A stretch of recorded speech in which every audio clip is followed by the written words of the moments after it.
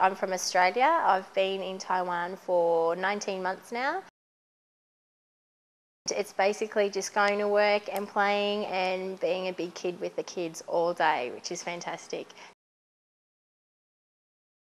At the branch that you have, there's your head NST, your head native speaking teacher, who if you have questions, things aren't going well, or you're worried, or you need to know something, they're always there on hand to help you. They come and observe your classes and give you suggestions and ideas of what to do and how to improve it.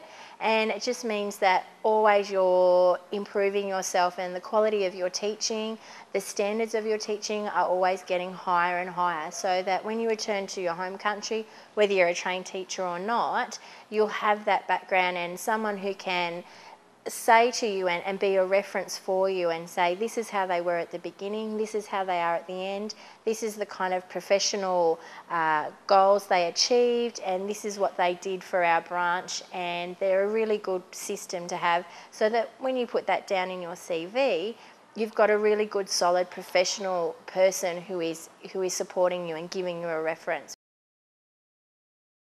Initial training, which is 10 days, initial training is a fantastic opportunity professionally but also socially to set you up in a foreign country, especially if you come by yourself, because everything's so new straight away. You're taking in all the new senses, the new food, all the culture shock when you first get into a country, and you're really lucky that you're surrounded by other people who are going through that exact same thing. I don't actually like Chinese food, so that's a bit difficult. So everywhere you go there's Chinese food, which is great, and it's really cheap, and it's all good, and lots of people I know love it, but I don't really like it. Culturally, working was a challenge when I first got here as well, because they do things so differently here than what they do at home. For example, they will tell you to do one thing, but then things will change just so instantly that you have to be prepared to go from one thing to another in an instant, and not to be upset by it or take it personally or to be worried about it. You just go with the flow, and that's also really important in Taiwan, is just to go with the flow. Everything is about just always constantly being flexible, and it's like water over rocks. You don't let things bother you, you just go over it or around it, do whatever you need to do. And also their work ethic is very different to what it is at home in Australia. In Australia it's important that you do the best job you can in the smallest amount of time, whereas here it's about how much time you spend. That's very important. So a lot of the time, if you finish your work early and you're out of there, sometimes they think that you're not doing what you're supposed to. So staying back a little can just sometimes help them understand that you are doing what you are supposed to, and helps them respect you and know you're doing your job. Language in Taipei, which is where I'm based, isn't a problem, because most people here do speak English, and they do really want to speak English with you. They prefer to try and speak English with you rather than you practice Chinese, so that's lucky. But as soon as you go out of Taipei and you try and do a bit of travelling, it becomes a little bit more difficult because most people don't know it. So it's really handy to know a few key phrases, or to have someone with you who knows how to speak Chinese, because otherwise you do lots of hand actions and still it can get quite confusing. I tried to say I was going to the train station and the taxi driver thought I said KFC. I'm not sure how that happened, but that's what he thought.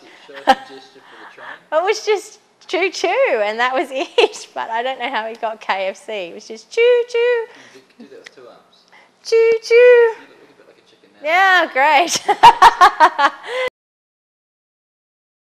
The decision to come to Taiwan may seem like an easy one to do, but it is something you can't enter into lightly, because there is so much change that goes on through your life, and there is so much out of your comfort zone that goes on constantly. Even after you've been here 6 months, you still go through that wave of you want to be here, you don't want to be here, a whole sense of culture shock all the time that keeps hitting you and things. So it's really important to think about why you want to come and what you can do if you get into a situation where it is a little bit tough. But if you do think about that and you're prepared for it, then it isn't a walk in the park. It's not simple, it's not easy, but it's really valuable. That's about it.